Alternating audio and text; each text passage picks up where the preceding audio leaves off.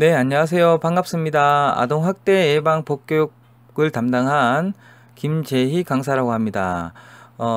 오늘은 아동학대가 없는 행복한 세상을 주제로 여러분들과 이야기를 한번 나눠보고자 합니다. 우리가 어떤 내용들을 배울지 목차를 통해서 잠깐 살펴볼까요? 1차 시에는 만화를 통해서 아동학대가 일어나는 상황을 살펴보고 아동학대가 무엇인지, 어떤 행동이 아동학대가 되는 건지, 아동학대 가해자는 어떤 처벌을 받게 되는지 알아볼 겁니다.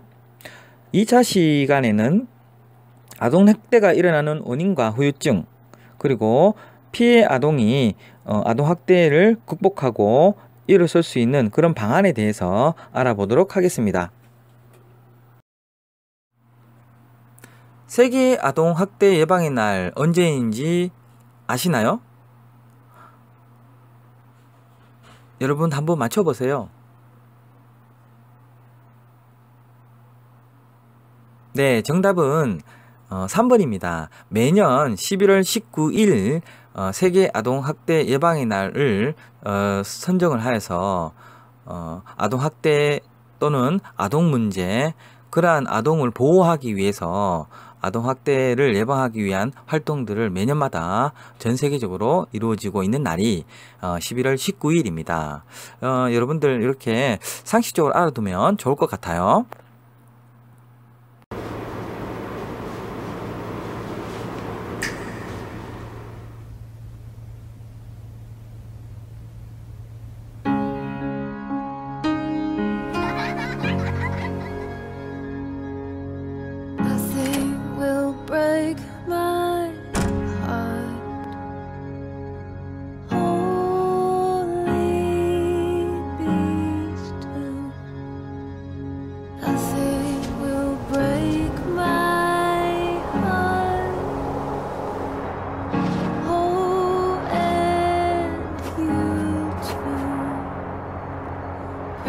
Against me and your best. Pull back at a reason. Nothing can break me, flood me. Fill this void. Fill this.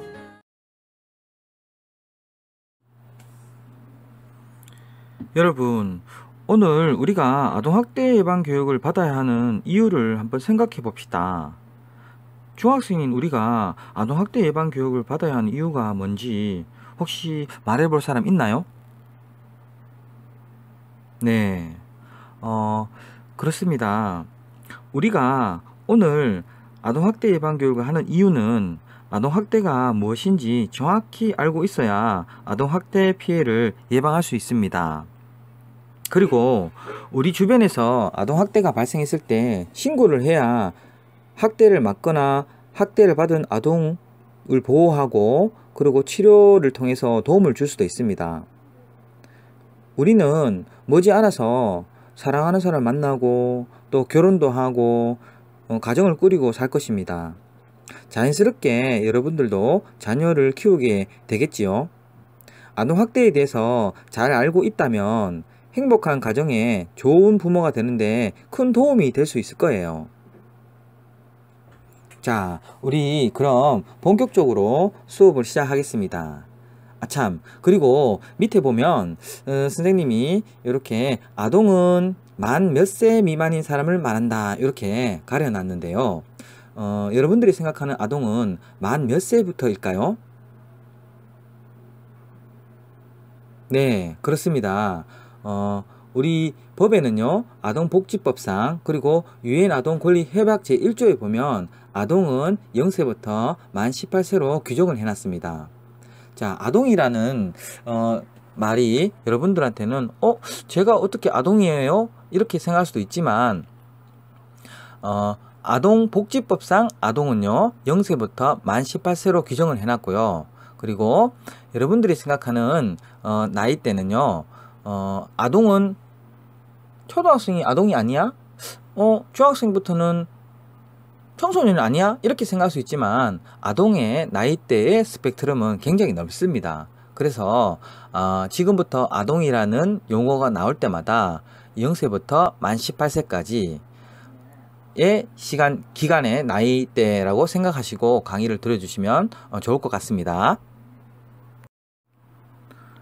자, 카툰이네요. 우리가 만화를 보고 아동학대를 이해할 필요가 있는데요. 단짝 친구 규만이와 길동이라는 만화인데요. 규만이네 집과 길동이네 집을 비교하면서 만화를 잠깐 읽어볼까요?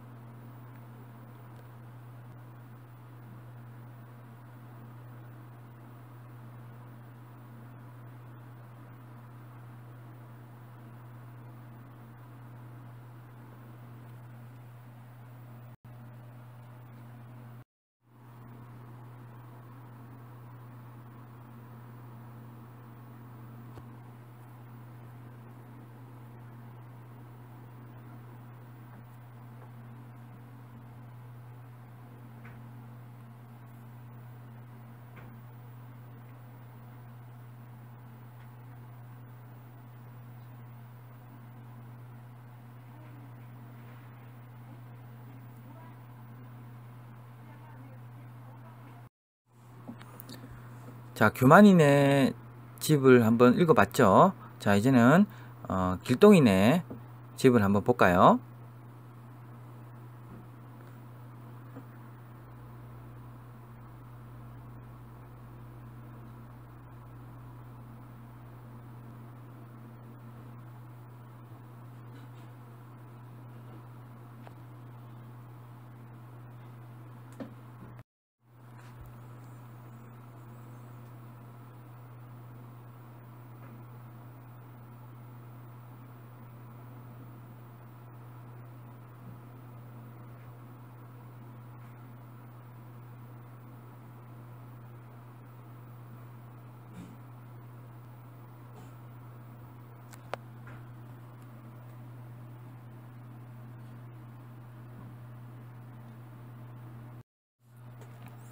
네, 만화를 보고 어떤 생각이 들었나요? 우리 두 친구 이야기를 잘 읽어보셨어요? 규만이와 길동이의 가정은 어떻게 다른지 한번 생각해 볼 필요가 있을 것 같아요. 네, 규만이는 일단은 부자이고요. 아버님이 굉장히 좀 성향이 굉장히 강하죠. 그죠? 좀 약간 강압적이고 또 규만이의 자유도 억압하는 것 같고 그런 분위기의 가정이다. 그죠? 그리고 길동이네는 평범한 가정이지만 길동이를 인정해주고 또 허용적인 가정인 것 같아요. 여러분들도 그렇게 생각이 들죠? 그렇다면 우리 두 번째로 규만이와 길동이의 생활은 어떻게 다른지 한번 생각해 볼까요? 규만이는 아버지가 원하는 대로 하지 않으면 혼나기만 하고 그랬잖아요. 그죠? 그리고 반대로 길동이는 자신이 원하는 대로 할 수도 있었고요. 그래서 어떻게 보면 길동이의 생각들을 존중해주는 그런 분위기가 오히려 길동이가 자신감을 얻는 것 같았어요.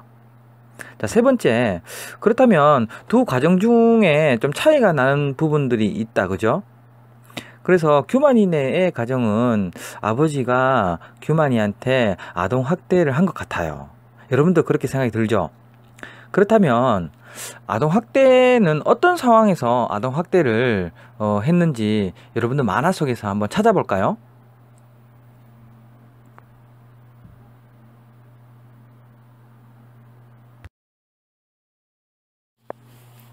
생각해 보셨나요? 앞의 이야기에서 아동학대라고 생각되는 상황이 어떤 상황이 아동학대라고 생각하나요? 그래요. 공부를 하지 않았다고, 축구만 했다고 저녁을 굶긴다. 그죠? 그리고 다쳐도 치료해주지도 않고요. 축구하다가 다쳤는데 얼마나 아팠을까요? 그죠? 그리고, 규만이가 하고 싶은 꿈이 있었잖아요. 파일럿이란 꿈을 부모님께 얘기했는데 그런 직업을 무시하고 다른 직업을 갖도록 강요하기도 했습니다. 능력 이상의 기대로 또 심리적인 압박감도 줬죠. 그리고 부담감도 주고 그런 부분들이 규만이가 많이 힘들었을 것 같아요. 자, 이런 것이 전체적으로 봤을 때는 아동학대라고 할 수 있습니다. 두 번째로 아동들이 우리가 행복하게 자라기 위한 조건이 있다면 어떤 것이 있을까요? 규만이네의 부모님의 했던 행동들의 반대적인 행동이면 되겠다, 그죠? 예, 그게 어떤 거냐면 자신의 의견을 존중해 주기도 하고요. 그리고 아동이 생각하고 있는 꿈과 또 취미 이런 것들을 적극적으로 지지해 주고 응원해 주는 그런 분위기가 행복하게 자라나는 조건이 아닐까요? 그리고 또 부모님이 자녀를 관심 가져주는 그런 모습, 그리고 좀 실수하더라도 그죠? 비난보다는 칭찬해주는 그런 분위기가 우리가 원하는 행복한 가정이지 않을까요?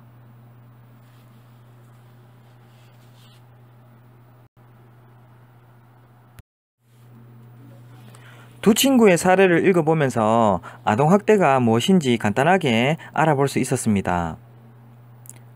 아동학대는 학대를 받는 아동에게 정신적, 신체적 고통을 주며 심한 경우에는 생명을 잃기까지 합니다. 우리 법에서는 그것을 범죄로 규정하고 있어요. 아동은요, 절대적으로 보호받아야 한다고 생각합니다. 여러분들도 그렇게 생각하시죠? 자, 그렇다면 그런 아동이 보호받아야 하는 기초 헌장이 있어요. 자, 그것을 우리는 아동 권리 헌장이라고 합니다. 아동 권리 헌장은요, 모든 아동은 독립된 인격체로 존중받아야 하고요, 차별받지 않아야 한다는 규정입니다. 또한 생명을 존중받기도 하고 보호받아야 되고 또 발달하는 데 있어서 건강하게 성장할 수 있어야 되며 참여할 수 있는 권리가 주어지는 것이 아동 권리 헌장입니다. 부모와 사회 그리고 국가와 지방자치단체는 아동의 이익을 최우선적으로 고려해야 하고 아동의 권리를 확인하고 실현해야 할 책임이 있다고 합니다. 이것이 아동 권리 헌장입니다.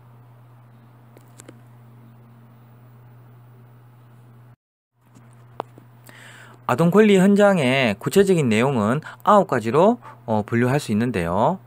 선생님이 한번 읽어보겠습니다. 첫 번째, 아동은 생명을 존중받아야 한다. 부모와 가족의 보살핌을 받을 권리가 있다. 두 번째, 아동은 모든 형태의 학대와 방임, 폭력과 착취로부터 보호받아야 한다. 자, 세 번째, 아동은 출신, 성별, 언어, 인종, 종교, 사회 경제적 배경, 학력, 연령, 장애 등의 이유로 차별받지 않을 권리가 있다. 넷째, 아동은 개인적인 생활이 부당하게 공개되지 않고 보호받을 권리가 있다. 다섯째, 아동은 신체적, 정신적, 사회적으로 건강하게 성장하고 발달하는 데 필요한 기본적인 영양과 주거, 의료 등을 지원받을 권리가 있다. 여섯째, 아동은 자신이 살아가는 데 필요한 지식과 정보를 알 권리가 있다. 일곱째, 아동은 자유롭게 상상하고 도전하며 창의적으로 활동하고 자신의 능력과 소질에 따라서 교육을 받을 권리가 있다. 여덟 번째, 아동은 휴식과 여가를 누리며 다양한 놀이와 오락, 문화, 예술 활동에 자유롭고 즐겁게 참여할 권리가 있다. 아홉 번째, 아동은 자신의 생각이나 느낌을 자유롭게 표현할 수 있으며 자신에게 영향을 주는 결정에 대해서 의견을 말하고 이를 존중받을 권리가 있다. 자, 아동 권리 헌장의 기초가 된 이 9가지의 세부적인 내용입니다. 여러분들도 아동이고요. 선생님도 과거에는 아동이었습니다. 이러한 권리가요, 인간을 보다 더 존엄하게 만들고 존중하게 만드는 것입니다. 아동 권리 헌장을 기초로 9가지의 권리가 있는데요. 이것을 4대 기본권으로 나누면 생존권, 보호권, 발달권, 참여권으로 나눌 수 있습니다. 자, 이것을 UN 아동 권리 협약 4대 기본권이라고 합니다. 자, 생존권이라는 것은 우리가 살아가는데 필요한 것을 좀 얻을 수 있는 권리죠. 의식주와 해당된 내용이겠죠. 아동에게는 이런 의식주가 기본적으로 주어져야 합니다. 자, 그리고 보호권은 학대와 차별, 폭력, 또 힘든 일, 성폭력 등으로부터 보호받을 권리가 있는 거예요. 자, 아동은요, 아직까지 미숙하고요, 성인이 되지 않은 상태이기 때문에, 성인과 비교해서는 많이 좀 약하죠. 그렇기 때문에 아동은 특별하게 보호돼야 된다는 그런 의미입니다. 자, 발달권. 우리가 가지고 있는 능력을 최대한 발휘하며 성장할 수 있는 권리예요. 자, 아이가 어떤 재능을 가지고 있다면 그 재능에 대해서 억압하거나 다른 방향으로 끌고 가면 안 되겠죠. 그래서 발달을 하는 데 있어서, 성장하는 데 있어서 지장이 주어서는 안 된다는 거예요. 그래서 발달권이 기초가 되는 겁니다. 참여권이 있는데요. 참여권은, 자, 아동도 하나의 인간이고 존엄성을 가지고 있는 인간이에요. 그래서 참여권은요, 아이의 생각을 자유롭게 이야기할 수 있고요. 그래서 누구에게도 이렇게 터치를 받지 않고 본인 스스로 결정에 대해서 의견을 말할 줄도 알고요. 그 의견을 존중받을 권리도 있는 거예요. 그것이 우리는 참여권이라고 합니다. 자, 4대 기본권 다시 한번 말씀드릴게요. 생존권, 보호권, 발달권, 참여권, 이 4가지 기본권이 되겠습니다. 앞서 UN 아동 권리 협약 4대 기본권이 있습니다. 그래서 이 4가지의 권리는요, 좀 더 구체적으로 얘기하면, 생존권은 우리 아이가 안전한 주거에서 생활할 수 있어야 되고, 충분한 영양 섭취와 함께 아플 때 병원에 쉽게 찾을 수 있어야 되고, 보건 서비스를 받을 수 있어야 합니다. 두 번째로 발달권인데요. 아이는 성장하면서 잠재 능력이 최대한 발휘되어야 하죠. 그래서 교육도 받을 수 있어야 되고요. 문화생활도 즐길 수 있어야 되고요. 여가생활도 즐길 수 있어야 됩니다. 보호권은요, 유해한 것으로부터 보호받을 수 있는 권리인데요. 아동은 아직까지 성인과 비해서는 발달 과정에 있고 약자이기 때문에 많은 유해한 상황이 있단 말이에요. 그래서 뭐 폭력이라든지 차별, 그리고 약물, 알코올, 이런 것에 많이 노출되면 아이의 성장하는 데 있어서 방해가 되는 요소이기 때문입니다. 마지막으로 참여권인데요. 우리 아이도 존중받아야 될 권리가 있죠. 그죠? 개인의 생각이라든지 의견, 이런 것들을 발언할 수 있는 자유가 주어져야 되고요. 그리고 그 아이의 생각에 대해서도 존중받아야 될 권리도 있는 거예요. 그래서 표현의 자유도 주어져야 되고요. 그리고 종교, 사생활도 보호되어야 합니다.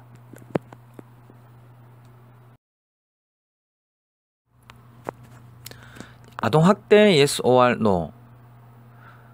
자, 사례 3가지가 있는데요.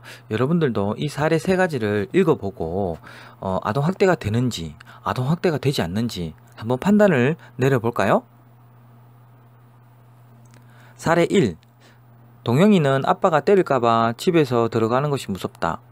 집에서는 아무것도 먹지 못해서 학교 급식만 기다리고 있다. 아동학대일까요?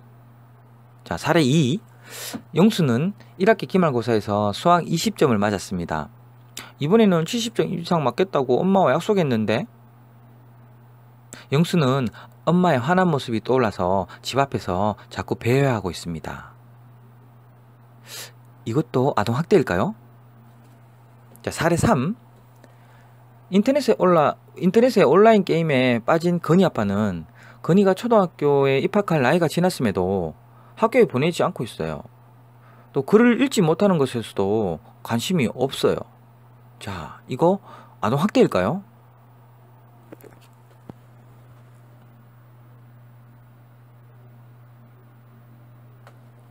자, 그렇습니다. 사례 1에서는 아동학대가 되겠죠. 그죠? 아빠가 때리고 또 밥을 주지 않죠. 자, 우리 아동 권리 기본권 중에서 생존권을 침해하는 거죠. 맞죠?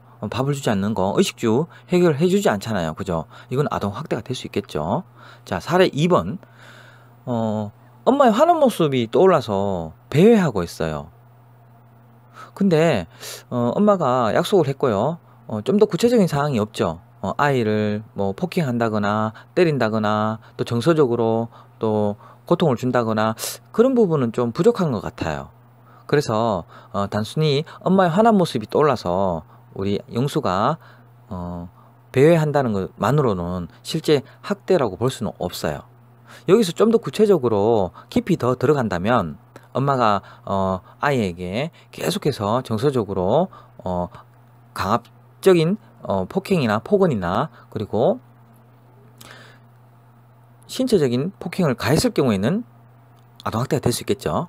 자, 이 정도만으로는 아동학대로 섣불리 판단 내려서는 안 되겠죠. 그래서 이 두 번째 사례는 아동학대 되기에는 좀 어렵지 않나 이런 생각이 듭니다. 자, 사례 3 같은 경우에는 그렇죠. 학교를 보내지 않죠. 자, 아이는 뭐죠?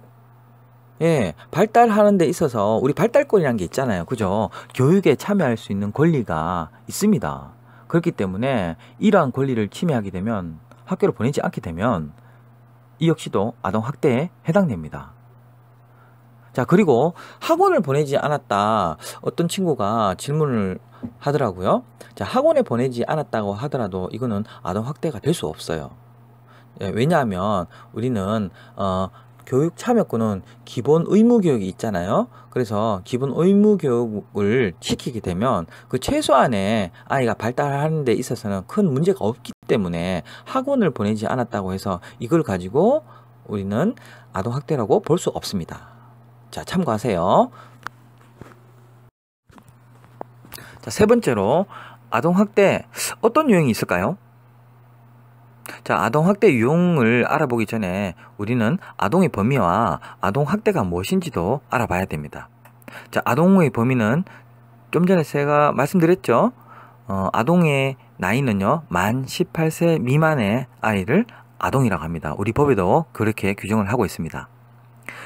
그렇다면 아동학대란 정의를 내렸어요. 아동복지법 제3조 7호에 보면 아동학대란 보호자를 포함해서 성인에 의해서 아동의 건강이나 복지를 해치는 경우, 그리고 정상적 발달을 저해할 수 있는 신체적, 정신적, 성적 폭력을 가하는 행위, 그리고 가혹행위, 그리고 아동의 보호자에 의해서 이루어지는 유기와 방임을 말한다. 이렇게 규정을 해놨습니다. 자, 그렇다면 여기에 우리 아동복지법 제3조 7호에 규정해 놓은 유형이 여기에 다 들어가 있어요. 자, 그렇다면 신체적, 정신적, 성적 폭력, 그리고 유기와 방임, 이 5가지가 아동학대의 유형이라고 볼 수 있습니다. 아동학대 범죄를 규정을 해놨거든요. 우리 법에서는. 자, 보호자에 의한 아동학대를 우리는 아동학대라고 합니다. 일반인이 그런 행동을 했다면 아동학대라고 규정짓지는 않아요. 그냥 범죄 행위라고 보겠죠. 일반인이 그냥 아이를 유기를 했다. 그러면은 유기죄에 해당되겠죠. 일반인이 아이를 신체적 폭행을 했다. 그러면은 폭행죄가 됩니다. 그리고 일반인이 아이를 성폭행을 저질렀다. 그러면은 성폭행죄가 되겠죠. 그렇지만 아이를 보호하는 자, 부모겠죠. 그리고 또 부모가 없을 경우에는 가까운 친지, 이런 분이 이제 아이를 보호하고 있기 때문에 보호자가 아동에 대해서 그 권리를 깨트리고 범죄 행위를 저지르게 되면 그때부터는 아동학대라고 합니다. 자, 일반인이 저지르는 거랑 보호자가 아동을 보호해야 됨에도 불구하고 보호하지 않게 되면 그때부터는 아동학대라고 하는 거, 이걸 구분하셔야 됩니다. 아동학대의 유형에는 신체적 학대, 정서적 학대, 성적 학대, 방임, 유기, 이렇게 5가지로 유형을 나눌 수 있는데요. 좀 더 구체적으로 살펴볼까요? 신체적 학대는요, 아동에게 행하는 신체적 폭력, 가혹행위, 그리고 아이에게 직접 신체를 가하는 행위, 무기를 사용하거나 도구를 사용해서 신체를 가해하는 행위, 신체에 유해한 물질을 가해하는 행위, 그리고 완력을 사용해서 신체를 위협하는 행위, 이렇게 정의를 내리고 있습니다. 구체적으로 실제로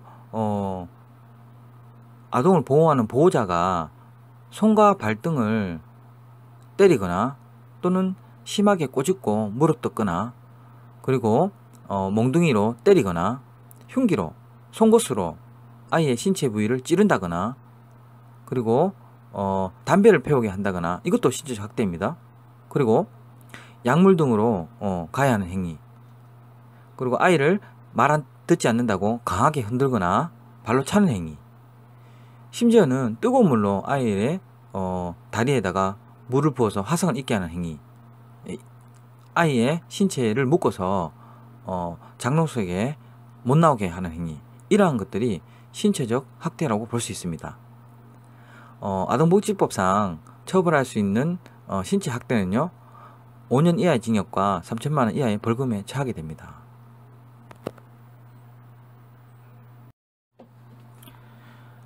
신체 학대 사례를 보면요, 부모가 훈육을 목적으로 8살 된 아들을 대나무 효자손으로 여러 군데 때려서 온몸에 피멍이 들게 한 친아버지가 있습니다.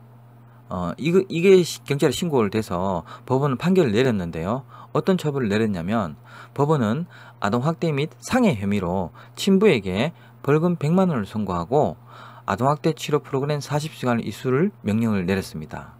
여러분 어땠어요? 실제로 2016년도에 효자손으로 아이를 때려서 그렇게 신체학대한 사례가 있는데요. 단순한 벌금 100만 원을 선고했다는 이 자체가 우리 사회에서 굉장히 이슈화가 됐습니다. 그래서 좀 더 강력한 처벌이 필요하지 않느냐, 이런 생각도 드는데, 여러분들은 어떻게 생각하세요? 두 번째는 정서학대입니다. 아동에게 언어적인 폭력, 정서적 위협, 감금, 억압, 형제나 친구와 비교를 하거나 차별하고 편애하거나 왕따시키는 행위, 그리고 비현실적인 기대를 막 하는 행위, 강요, 이런 것들을 정서적 학대로 규정하고 있습니다.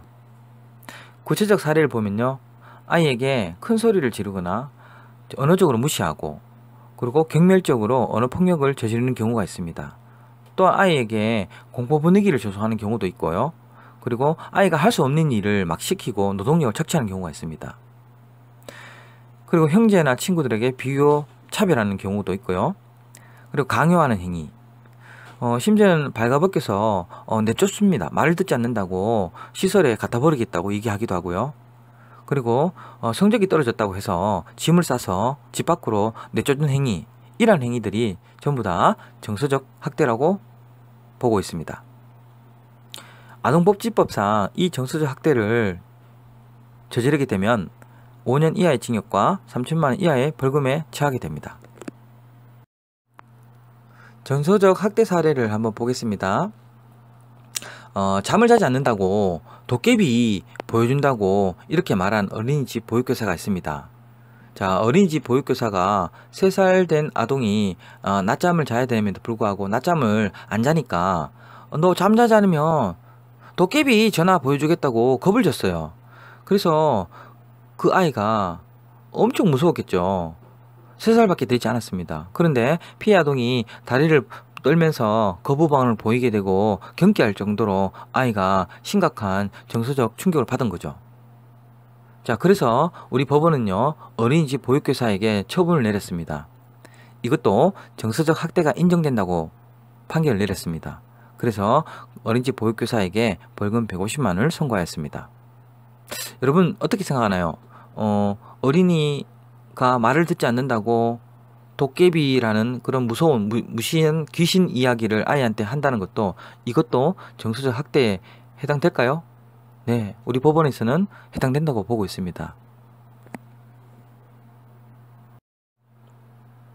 성적 학대는 아동을 대상으로 하는 모든 성적인 행위를 성적 학대로 규정하고 있습니다. 가령 성적인 노출을 하거나, 그리고 아동을 추행하거나 유사 성행위하고, 그리고 성교하는 행위를 우리는 성적 학대로 규정하고 있죠. 구체적 사항을 보게 되면, 보호자가 자신의 성적 만족을 위해서 아동의 어떤 신체 일부를 지속적으로 관찰한다거나, 아동에게 성기를 노출한다거나, 그리고 아동의 옷을 벗겨서 계속 본다거나, 아동을 성적으로 신체적으로 접촉하고 그 추행하고, 아동에게 유사 성행위를 하는 행위, 그리고 아동에게 성매매를 시키는 경우, 그리고 아동에게 자유행위를 노출하고 강요하는 그런 것들을 우리는 성적 학대라고 합니다. 자, 아동복지법상 이런 성적 학대를 저지르게 되면요, 아주 중형에 처하게 됩니다. 아동에게 성적 수심을 주는 성희롱, 성폭행 학대 행위는요, 5년 이하의 징역 또는 3천만 원 이하의 벌금, 아동을 타인에게 매매하거나 아동에게 음행을 시키거나 음행을 매개하는 행위는 10년 이하의 징역 또는 5천만 원 이하의 벌금에 처해지고 있습니다. 성학대 사례인데요. 2015년도에 일어난 사건인데 아주 충격적인 사건입니다. 친아버지가 딸이 9살 때부터 고등학생이 될 때까지 모텔로 데려가서 목욕을 시키고 그리고 자신의 성기를 만지게 하고 성학대를 한 사례입니다. 법원은요, 이 친아버지한테 미성년자 딸을 추행한 혐의로 징역 4년형을 실형을 선고했고요. 검찰이 청구한 친권상실도 받아들여졌습니다. 안타까운 현실인데 이보다 더한 성학대 사례들이 많아요. 선생님은 현장에서 이러한 성학대 사례를 보면서 정말 마음이 착잡하기도 하고 많이 힘들 때가 많았어요. 그래서 우리 아이들이 이러한 성에서부터 자유로워졌으면 하는 바람이 빨리 왔으면 좋겠다는 생각이 듭니다. 네 번째로 방임과 유기입니다. 방임은 말 그대로 아동을 방치하는 행위를 방임이라고 그러고요. 유기는요, 아동을 보호하지 않고 적극적으로 아동을 버려버리는 행위를 유기라고 합니다. 방임에는 물리적 방임과 교육적 방임, 의료적 방임 세 가지로 분류될 수 있는데, 물리적 방임은 의식주를 제공하지 않는 거고, 그리고 교육적 방임은 아이에게 의무 교육을 해야 됨에도 불구하고 교육을 시키지 않는 행동을 우리는 교육적 방임이라고 합니다. 우리 아이가 다쳤을 때 치료받아야 되잖아요. 치료받아야 되고 병원에서 치료를 받아야 되고 상처도 치료해야 되고 이래야 되는데, 그래서 부모는 이것을 적극적으로 치료해 주지도 않고 방치하는 행위를 이거는 의료적 방임이라고 합니다. 구체적 사항을 보면요, 불결한 환경, 위험한 상태, 그냥 그대로 방치하는 거예요. 집안이 너무 불청결하고 바퀴벌레가 지나가고 그리고 아이의 머리에 이 벌레가 끼고 그런 상태임에도 아이들이 청결시켜 줘야 됨에도 불구하고 그걸 방치하는 행위를 물리적 방임이라고 하죠. 그리고 아동의 출생신고를 하지 않고 그대로 놔두는 행위도 있어요. 자, 출생신고를 하지 않으면 어떻게 될까요? 아이가 보호받지 못합니다. 아이가 보호받지 여러가지 복지라든지 이런 혜택을 누리지 못하기 때문에 이것도 하나의 방임이라고 보고 있는 거예요. 그리고 아이가 집에서 보호받아야 되고 부모와 함께 같이 있어야 됨에도 불구하고 부모는 일을 핑계로 집에 들어오지 않아요. 몇 개월 동안 집에 안 들어오고 그냥 전화로 아이가 살아있느냐 그 정도만 확인하고 그냥 용돈은 몇만 원씩 던져주고 가버리고 그냥 집에 오지를 않아요. 그런 경우, 부모가 가출한 경우, 이런 경우도 하나의 방임이라고 보고 있습니다. 자, 이 아동복지법상 5년 이하의 징역 또는 3천만 원 이하의 벌금에 처해지게 되는데요. 방임과 유기가요, 어떻게 보면 법적으로 좀 해석하기가 난해한 경우도 많이 있어요. 그래서 명확하게 이러한 사례들, 판례들이 많이 나와 있지 않고 대부분 방임과 유기는 아이를 잘 케어하지 못했다는 부모의 책임이 있지만 부모가 쉽게 법적으로도 많이 빠져나갈 수 있는 그런 부분이 될 수 있는 게 좀 방임과 유기인 것 같아요. 선생님이 현장에서 많이 겪어보니까. 그래서 가장 제일 중요한 거는 아이의 의식주 해결인데요. 의식주 기본적인 것도 해결해 주지 않는 부모들이 굉장히 많았어요. 그래서 이런 경우는 처벌의 수위가 좀 높아야 되지 않을까 이런 생각을 많이 해보곤 합니다. 방임과 유기 학대 사례인데요. 친어머니가 딸 4살이 될 때까지 출생신고도 하지 않았고요. 딸을 그대로 방치한 채 가출을 계속 반복하고 또 아이에게 밥을 제대로 챙겨주지도 않는 등 부모로서의 양육을 소홀히 한 사례입니다. 법원에서는요, 1심에서 아동 유기, 방임 혐의로 기소된 친모에게 징역 8월에 집행유예 2년을 선고하였습니다. 그래서 본인이 책임을 지고 아이를 낳았음에도 불구하고 그러면은 보호자로서의 아이를 지켜야 될 의무가 있음에도 그 아이를 아동을 유기하고 방임한 사건이죠. 그래서 부모의 양육이 아이한테는 굉장히 중요한 거예요.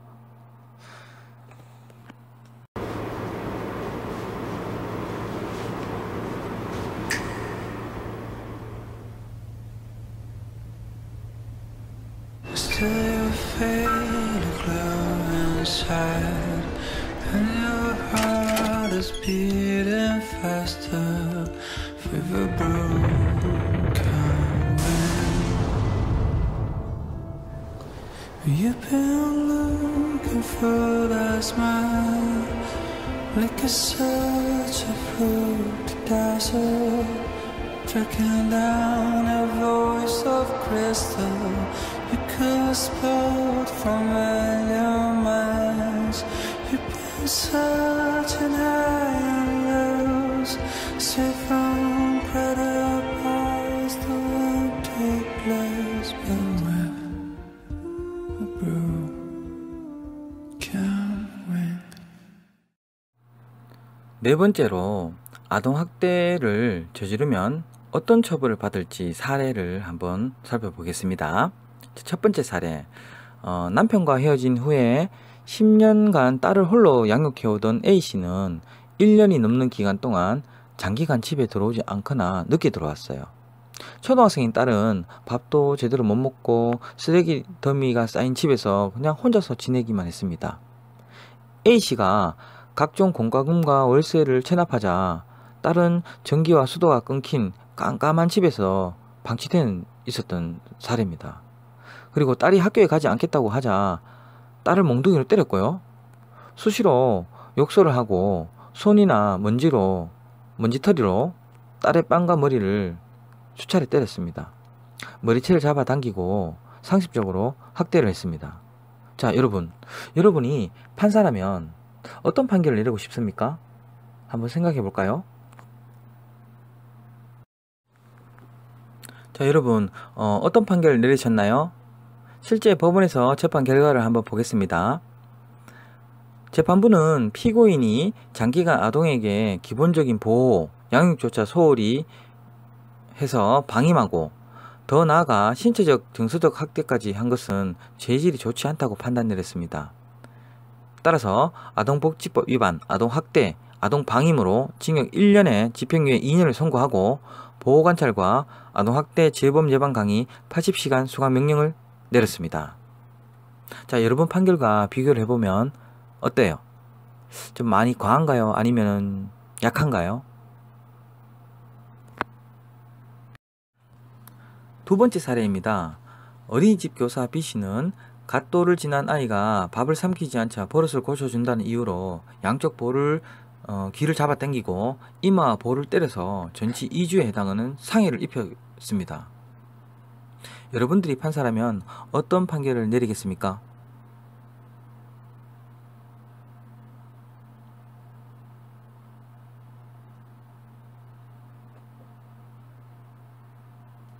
자, 실제로 재판 결과를 한번 보겠습니다. 재판부는 피고인이 갓도를 지난 아동에게 신체적 보호를 해야 함에도 오히려 심한 폭력적인 행동으로 학대 행위까지 한 것은 죄질이 너무 좋지 않다. 그리고 동시에 그 원장은 교사의 관리 소홀히 미흡했다라고 판단 내렸습니다. 따라서 어린이집 교사에게 징역 8월, 어린이집 원장에게 벌금 300만 원을 선고하였습니다. 자, 여러분들 결과와 비교해 보니까 어때요? 좀 과한 건가요? 아니면 좀 약한 건가요? 여러분들도 현명한 판결을 내렸을 거라고 생각합니다. 세 번째 사례입니다. 엑스마트 앞에서 70대의 할아버지가 9살, 11살 C양과 D양에게 접근해서 양팔로 피해자를 껴안고 사랑합니다 라고 말하면서 볼에 입을 맞추는 등 강제로 추행하였습니다. 여러분들이 판사라면 어떤 판결을 내리고 싶습니까?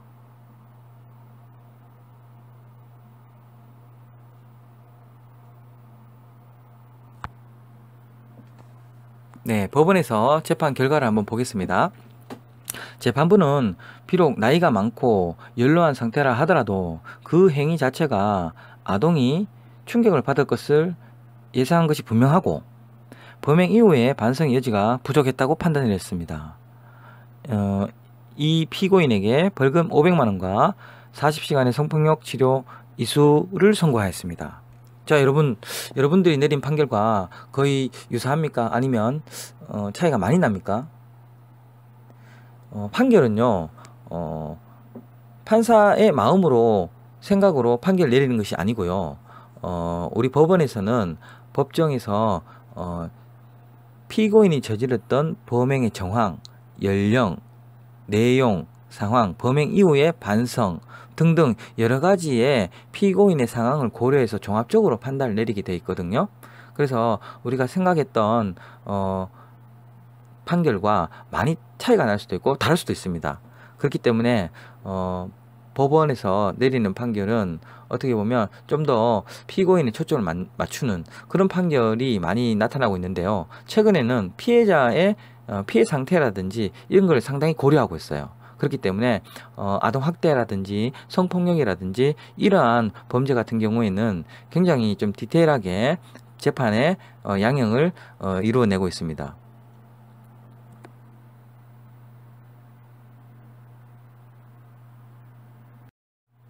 이제는 2차 시로 넘어갑니다. 1차 시 때 아동의 권리에 대해서도 알아봤고요. 아동학대가 무엇인지, 아동학대 유형에 대해서도 알아봤고요. 그리고 아동학대를 저지르면 어떤 처벌을 받는지, 그리고 아동학대의 사례들은 어떤 것이 있었는지 살펴보았습니다. 2차 시 때는요. 아동학대를 저지르면 그 피해 아이는 어떤 후유증을 겪게 되는지 우리가 알아볼 필요가 있겠죠. 자, 신체적 학대를 당하게 되면요. 아이들은요. 굉장히 정서적인 문제와 행동상의 문제, 학습 문제까지 이어지게 되고요. 그리고 심하면은 긴장감이 높고 공격성을 띠기도 합니다. 그래서 친구 관계가 흐트러질 수도 있고요. 자아 개념이 굉장히 부정적인 영향을 미치게 됩니다. 심하면은요. 약물 중독에 취할 수도 있고요. 자살 충동에 빠지는 경향도 있습니다. 두 번째로 정서학대 같은 경우에는요. 아동이 어릴 때부터 유아기 때부터 아동학대를 당했다면 굉장히 장시간 동안 트라우마를 겪게 되고요. 낮은 자존감과 우울성, 우울증 이런 것들로 인해서 정서적인 부분이 안정되지 못한 행동이 나타납니다.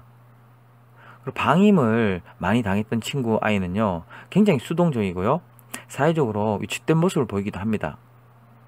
그래서 대인관계라든지 애착관계, 관계적인 측면에서 굉장히 다른 아이들과 다르게 나타나는 양상을 띠기도 합니다. 또한 이제 학습장애까지 연결되기도 하고요. 자, 성학대를 당한 우리 아동 같은 경우에는 우울증이 아주 심각하게 되고요. 그리고 자존감도 굉장히 상실되게 되고 성충동이라든지 이런 조절 문제에 지장이 있을 수 있습니다. 그래서 그 아동이 나이가 어렸을 때 어느 정도의 나이에서 성학대를 당했는지, 그 성학대의 지속 기간이 어느 정도 있는지, 학대 수준이 어느 정도 있는지 이런 것들로 종합적으로 고려해보면 그 정도에 따라서 후유증의 심각성이 아주 차이가 많이 나게 되죠. 그래서 신체 학대가 심한지, 정서학대가 심한지, 방임이 심한지, 성학대가 심한지 이 심한 정도는 이 학대 자체가 심한 정도로 판단 내린 게 아니라 그 아동이 그때 상황에서 어떤 상황에서 어느 정도에 따라서 학대를 당했는지 따라서 후유증의 정도가 차이가 나게 됩니다.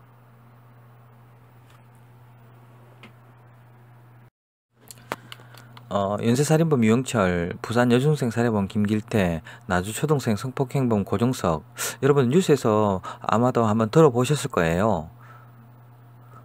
이런 범죄를 저질렀던 중범죄자이지만 이 사람들의 과거의 행적을 보게 되면 유년 시절에 친부의 음주와 폭력으로 아동학대를 당했고요. 친모의 정서적 학대를 당했고, 그리고 가정폭력으로 불우한 성장을 거쳤던 사람들입니다.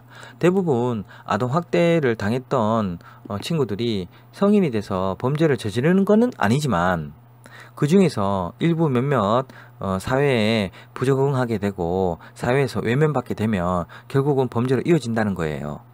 그래서 아동학대는 어떻게 보면 모든 범죄의 근원이 될 수도 있습니다. 그래서 우리가 아동학대 공부를 하는 이유고, 아동학대가 어떤 것이 아동학대이고, 그러한 아동학대를 당했던 아동에게, 친구에게 어떻게 하면 도움을 줄 수 있을까, 이런 고민을 해야 되는 거예요. 여러분, 아동학대를 여러분들이 목격하는 경우도 있을 거예요, 분명히. 친구가 갑작스럽게 몸에 신체에 멍이 들었거나 다쳤거나 또는 정서적인 상황이 좀 많이 평소 때보다 안 좋아졌거나 또는 부모한테 성적인 학대를 당했다고 친구한테 고백한다거나 그런 얘기를 들은 경우가 있을 거란 말이에요, 분명히. 그렇다면 여러분들 어떻게 대처하실 거예요? 여러분들이 직접 해결할 수 있는 능력이 좀 부족하지 않나요? 그죠? 현실을 생각해 보면 그 친구들을 도와줄 수 있는 사람은 어떻게 보면 전문기관엔 전문가들이 많이 도와줄 수 있겠죠. 그죠? 그래서 우리 이 아동학대를 발견하게 되면 대부분 아동학대를 신고를 많이 하기도 하지만 그것을 그냥 내 일이 아닌 것처럼 쉽게 넘어가는 친구들도 더러 있단 말이에요. 그래서 이게 어떻게 보면 친구를 도와주고 또 어떻게 보면 내가 아동학대를 당했는데 다른 친구들이 나를 또 도와줄 수 있는 그런 상황이 될 수도 있잖아요. 그렇기 때문에 아동학대 신고가 굉장히 중요합니다. 아동학대는요, 최대한 빠른 시일 내에 신고가 이루어져야 되고요.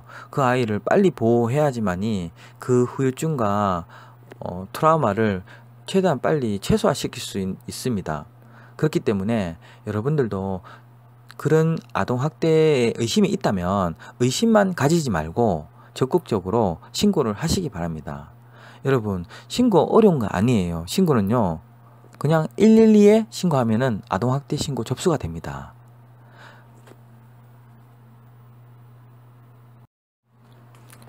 자, 신고는요, 누구라도 언제든지 할 수 있습니다.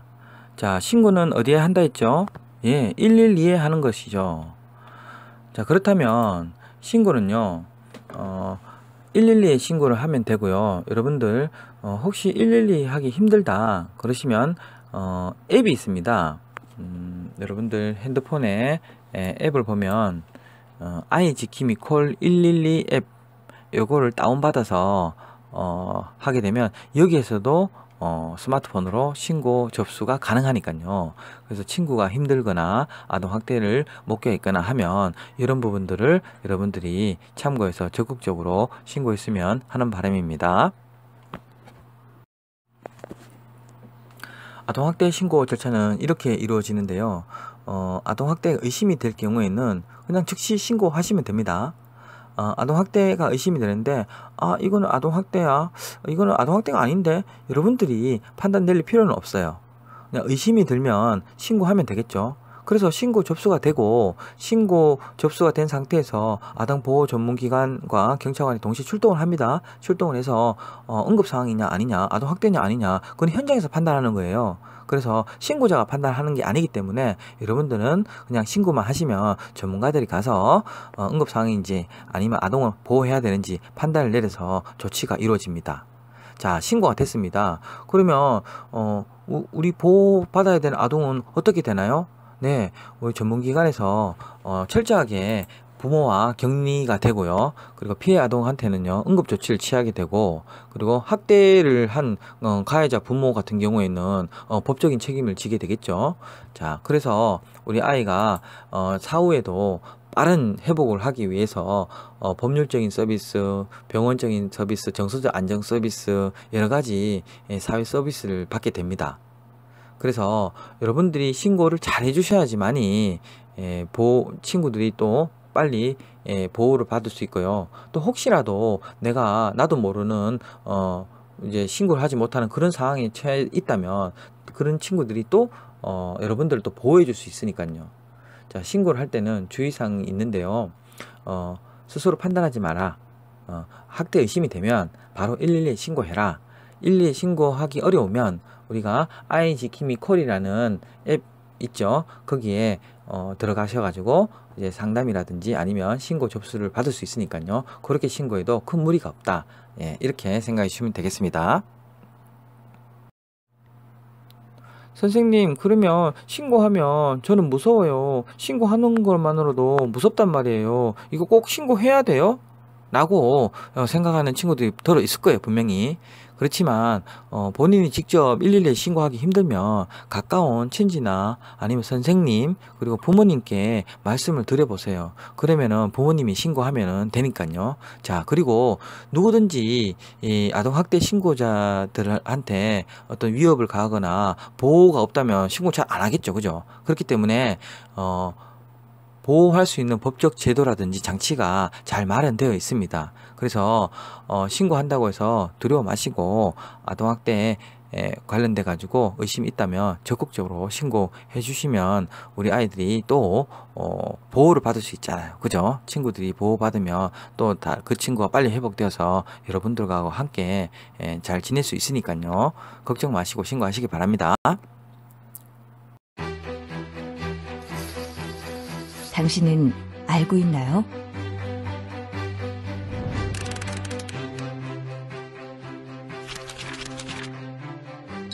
어느 가정에서 폭력이 일어나고 있는지, 누가 가정폭력 피해자인지, 사실 겉으로는 잘 알 수 없습니다. 그런데 한 집 건너 한 집에서 가정폭력이 발생하고 있다는 사실을 알고 계셨나요?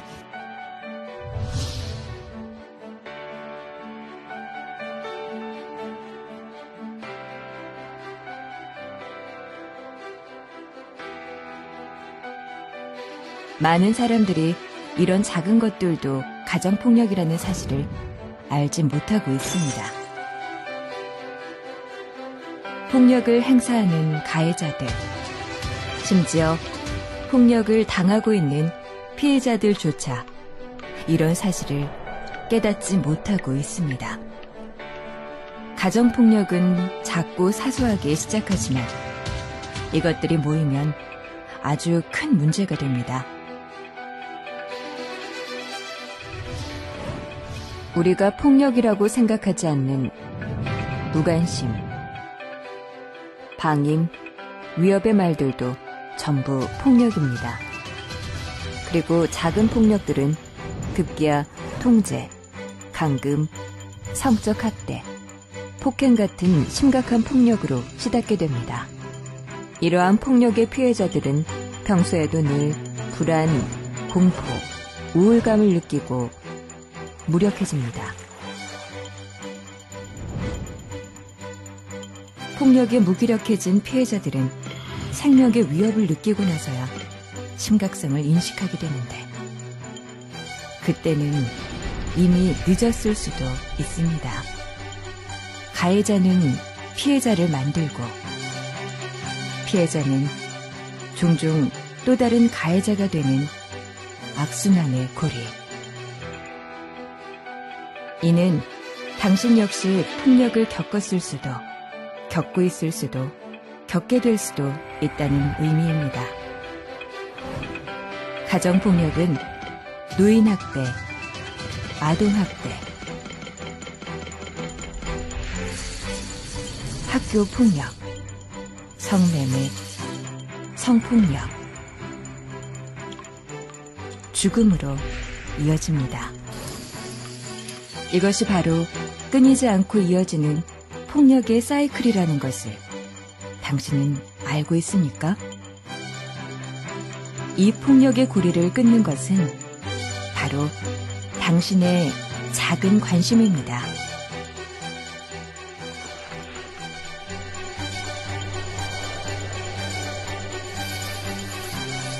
당신은 알고 있나요?